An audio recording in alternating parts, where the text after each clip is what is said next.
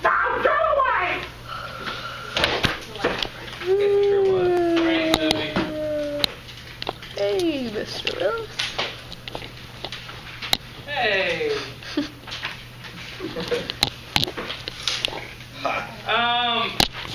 Page 295. That's where we are. We're going to learn about the pituitary hormones.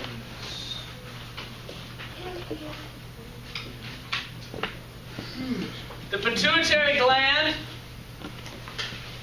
sits right inside this bone area called the sella turcica. Do you remember memorizing that way back when?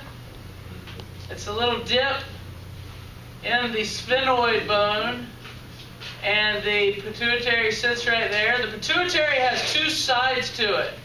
It has an anterior lobe that points toward the front of the body, and a posterior lobe that points toward the back of the body.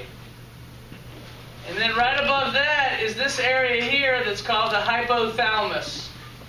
The hypothalamus controls the pituitary gland and all of its many hormones. You're going to have to know all the hormones from this. Are you afraid?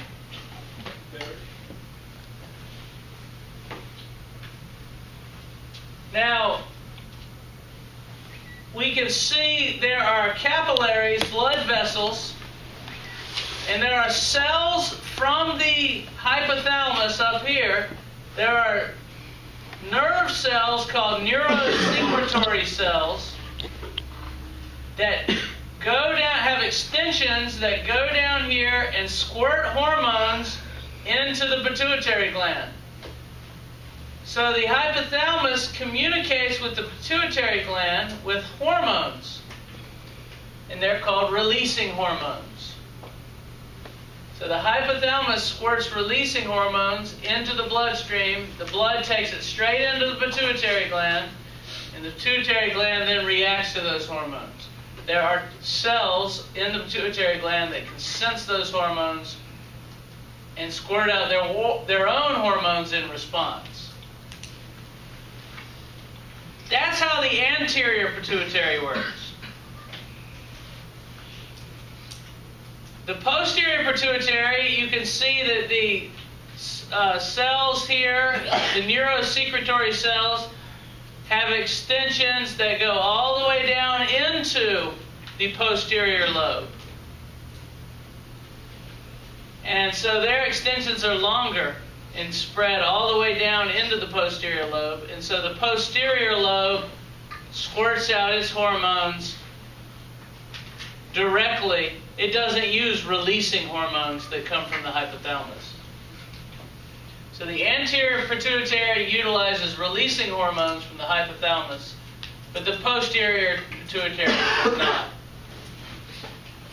It is directly stimulated by the hypothalamus by extensions. Yes? So the purple thing, that isn't an actual blood vessel, it's just a cell. No, those are parts of nerve cells, actually, this purple thing. Parts of nerve cells coming from the hypothalamus.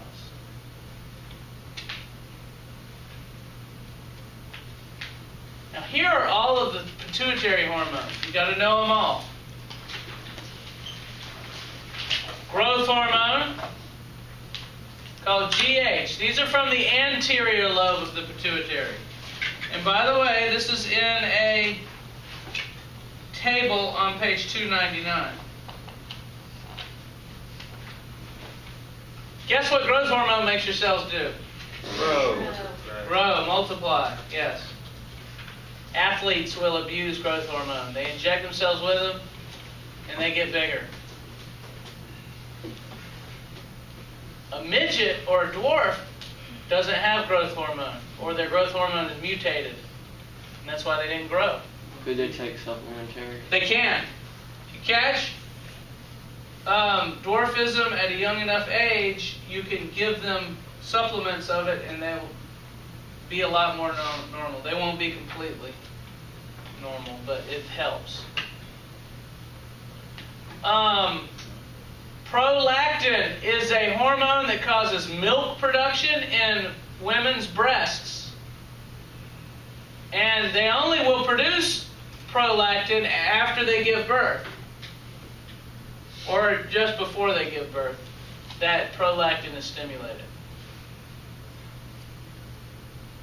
Thyroid stimulating hormone is a hormone that causes the thyroid gland to release its hormone. So thyroid stimulating gland stimulates the thyroid gland. Adrenocorticotropic hormone, also called ACTH, causes the adrenal gland to release its hormones. The adrenal glands are on top of your kidneys. Y'all remember that one? Learn these now. Don't say, I'm not going to pay attention now, I'll learn them later. Learn them now. You're sitting there. You ain't got anything better to do. Follicle stimulating hormone, also called FSH. That's a sex hormone. And we're going to learn about what that does later. But it helps, ladies, the reason why you have your menstrual cycle is because of follicle stimulating hormone. It also helps men make sperm cells. Luteinizing hormone is another sex hormone. So these two are sex hormones, and we're going to learn about those later.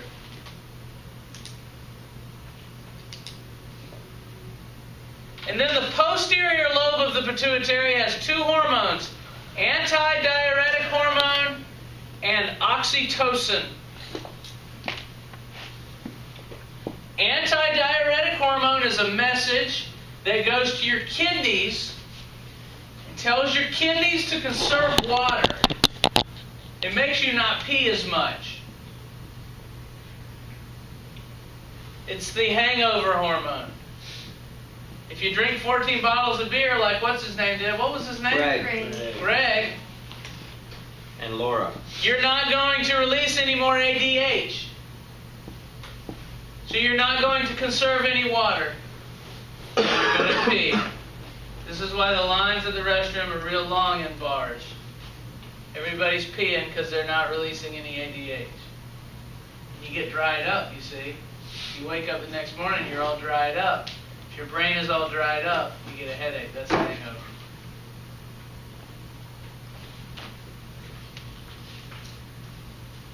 Not good for you to be all dried up like that. Oxytocin is a hormone that also causes milk production in pregnant women, but it also causes the uterus to start contracting and pushing out the baby. When your body feels that that baby's big enough, the pituitary will squirt out oxytocin and it'll make the uterus contract and push the baby out.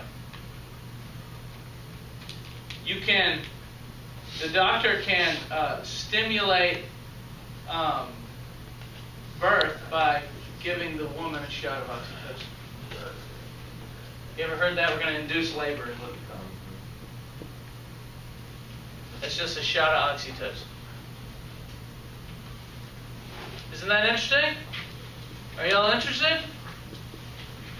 No. You don't even care. There's Michael Jordan. There's some giant there. Michael Jordan has just a lot of growth hormone, and some people have more than others. It's genetically programmed. So you grow taller than others. It's in your genes how much growth hormone you'll squirt out. Does he have that heart condition that most of them normally have? Michael Jordan? Yeah, you know, no. The ones that's like longer fingers, longer limbs. Oh. A lot of basketball. Not that I know of. But gigantism is what this guy has. And usually that's from a tumor of your pituitary gland. If your pituitary gland cells become cancerous, that means they start growing out of control. Your pituitary gland will get real big and will start squirting out a lot of hormones, including growth hormone, and you can grow extra big. This girl had a pituitary tumor after she was already through puberty. So she got to age 16, she was already full grown, she looks pretty normal there. But you can see she doesn't look normal at age 33 and 52. This pituitary tumor squirted out growth hormone, and it causes your cartilage to keep growing. So your nose and ears, the cartilage in your joints, it keeps growing, it doesn't stop. Your bones would keep growing if it happened when you were a kid, but once your bones are already fully grown, they won't grow anymore, even if you start releasing growth hormone. So you don't grow taller if you develop the tumor at an older age. We have a name for this condition. It's called acromegaly. Acromegaly is too much growth hormone. If it happens at a young age, you end up growing into a giant. And the tallest man that ever lived was Robert Wadlow. There he is. He was an American, believe it or not. 8 feet 11 inches. And this is his story.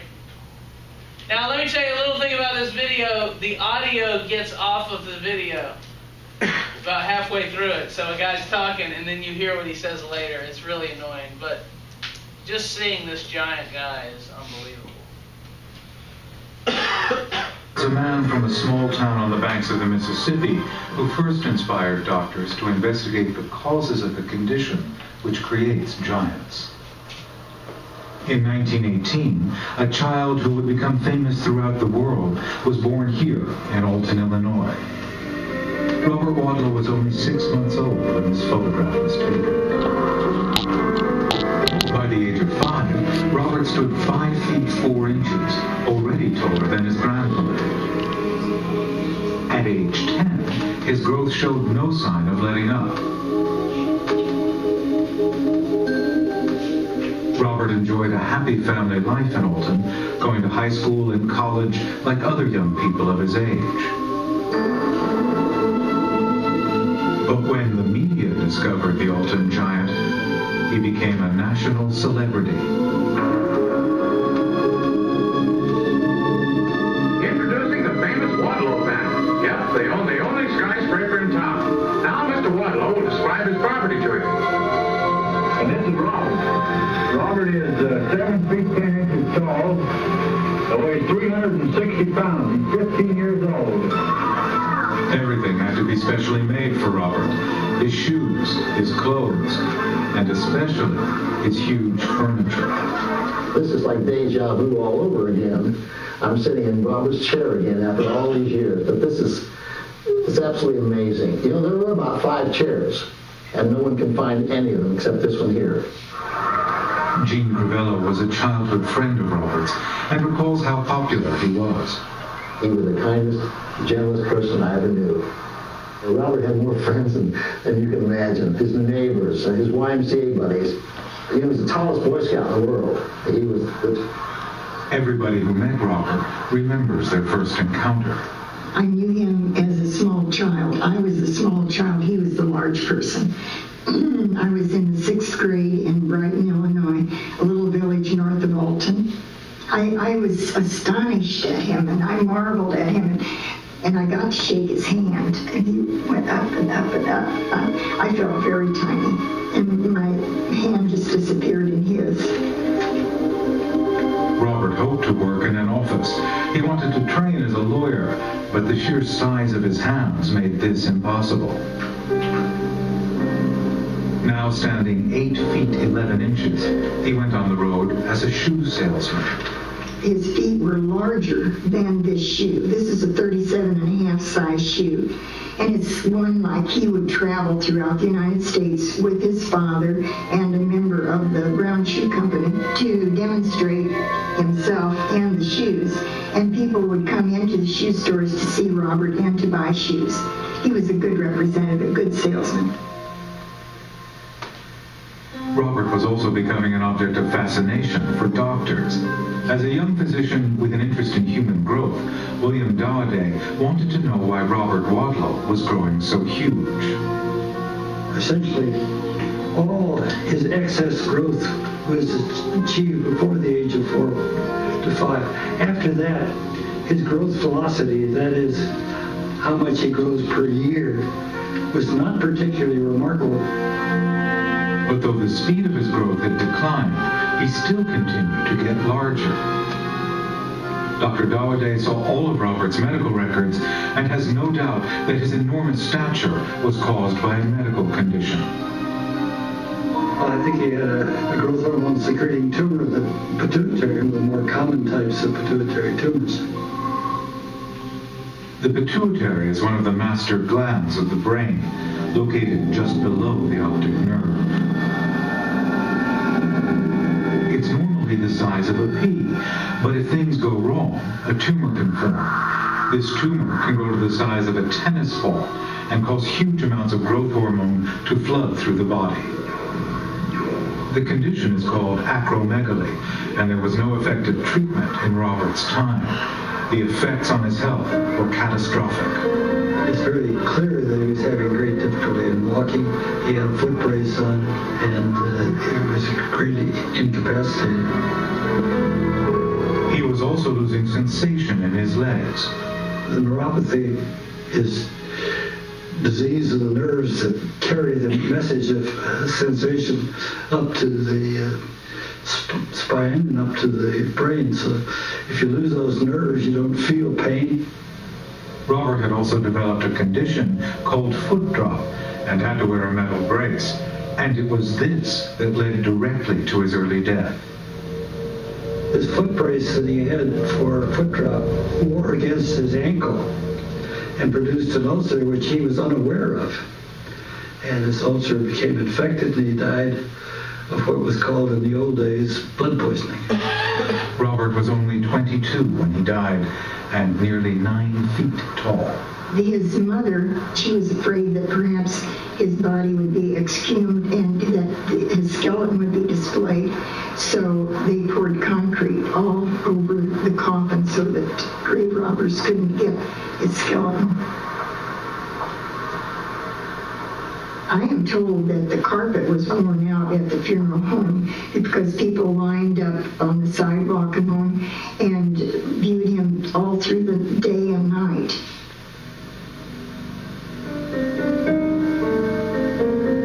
I really don't think Robert knew that he would die at age 22. Seems so unnecessary. A little infection on his ankle caused him to die. And naturally, we and all of our people, all of our friends and here and all, keep wondering, after all these years, how long would Robert have lived before the good Lord took him?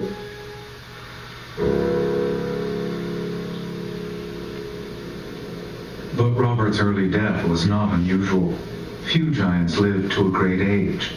This is the skeleton of a young man from Kentucky who was over 7 feet 6 inches tall.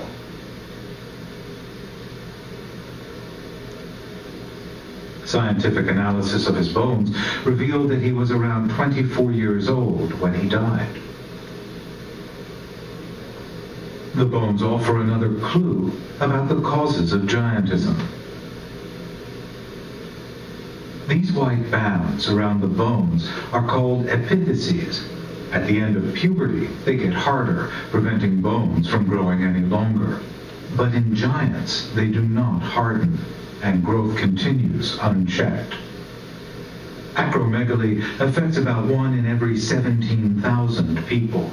Only those who get the condition before puberty are likely to become giants. If their acromegaly is not treated, they just grow and keep on growing. This program on Discovery.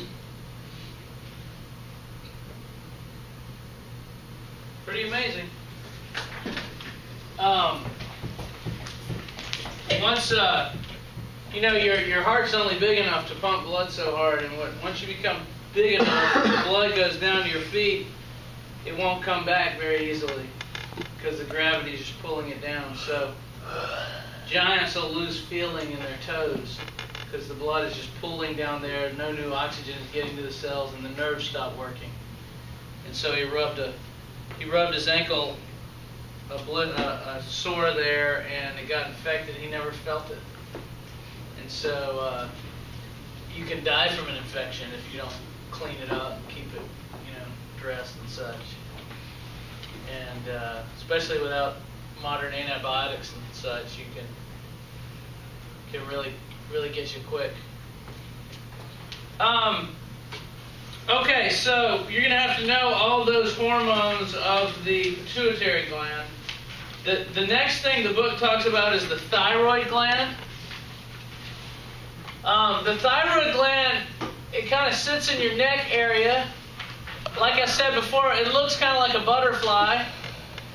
And it's controlled. There's a kind of a three-step method of control here. The hypothalamus squirts out a releasing hormone that causes the pituitary to release its hormone called thyroid stimulating hormone. And the one the hypothalamus released is thyroid releasing hormone. Thyroid stimulating hormone goes through the blood, that's what this is right here, and tells the thyroid gland to release its hormones. The thyroid gland then releases its hormones, and there's a feedback mechanism where if the levels get too high, it turns off the releasing hormone and the stimulating hormone. That's what this minus sign means. That if the levels of thyroid hormone are high, these things shut off. And if the levels are low, these things will turn on. So it keeps the thyroid hormone level pretty constant. And then the thyroid hormones go to their target cells, and the thyroid hormones have two things that they do. Here they are, the first two types, thyroxine, which is also called T4, and triiodothyronine is called T3. They are hormones that control your metabolism. You ever heard that word, metabolism? It's how fast your body burns energy. And some people have a high metabolism and they just burn energy fast. That's from thyroxine, or T3, T4 and T3. And the faster you burn energy, the more ATP you create and the more energy your body has. And you ever know someone that just seems like they're always moving around and they're kind of hyper? Hey, what's up, man? What's going on? Yeah, this is great. They're moving around real fast and they eat a lot and they're real skinny. They got a lot of thyroid hormones. And then there's other people that are just kind of slow. Yeah, he's kind of cool. He's kind of laid back and they're just slower. And they don't burn as much energy. Everything for them moves kind of slow. They probably have less thyroid gland hormone. Isn't it interesting just that the level of hormone can change you completely? So T4 and T3, those are metabolism hormones. And calcitonin keeps your blood calcium from getting too high. If the level of calcium in your blood is high, if you just drank some milk or something, calcitonin will be released, and the level of calcium will go down. Your bones will store the calcium in response to calcitonin. You got to keep your calcium levels right. Now it's interesting that these two hormones are made, in part, they contain iodine as one of their atoms in their structure. So you have to have some iodine in your diet for those hormones to work. And if you don't get enough iodine in your diet, by the way, do you know where you get iodine from in modern diet? Potatoes. It's in salt. Have you ever seen iodized salt? You ever seen that? They put iodine in salt. I don't know if potatoes have any. Maybe they do. But you can get it from salt. And in America, we put iodine in our salt just for this purpose, so our thyroid hormones will have plenty of iodine. But in a lot of countries, they don't put iodine in their salt. And if you don't get enough iodine in your diet, then you could have problems. You know what you could get? You could get, I thought I showed it here. Tables. Let's see. Oh, there it is. That's a goiter. You ever heard of goiter before? A goiter is an enlarged thyroid gland. Isn't that gross? Yep. Aren't these people disgusting? I'm kidding, people, if you're ever watching this. The thyroid gland, if it's not making enough of its hormones, the body thinks it's not big enough.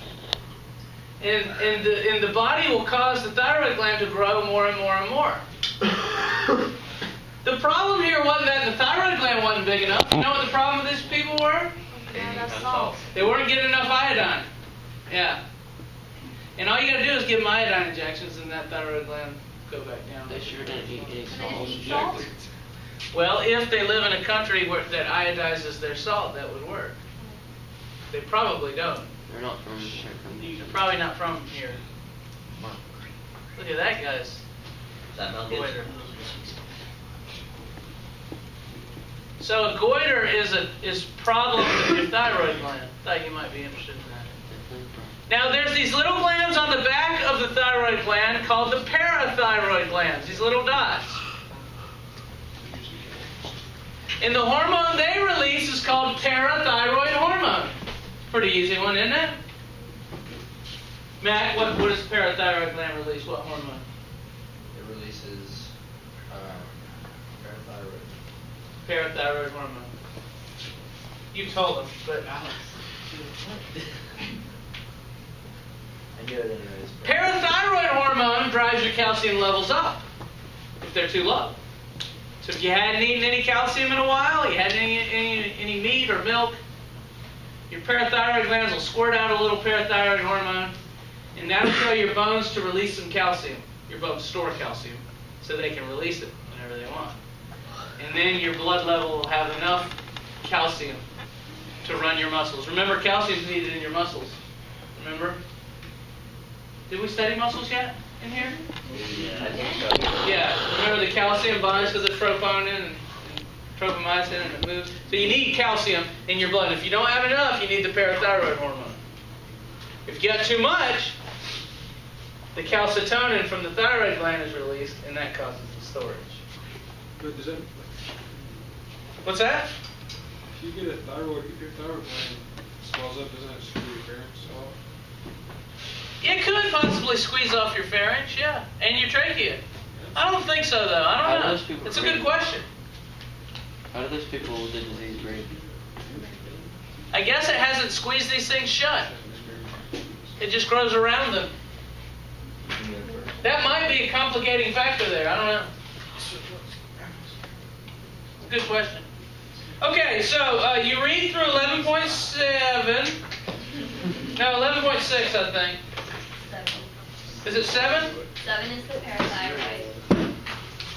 What did I have on the syllabus? I think I might have gone too far today. Yeah, you're only supposed to read through 11.6. I shouldn't have told you about the parathyroid gland. Oh well. You learned something extra. You got some IDs? If you haven't finished the ID sheet, you can work on that. Willis out.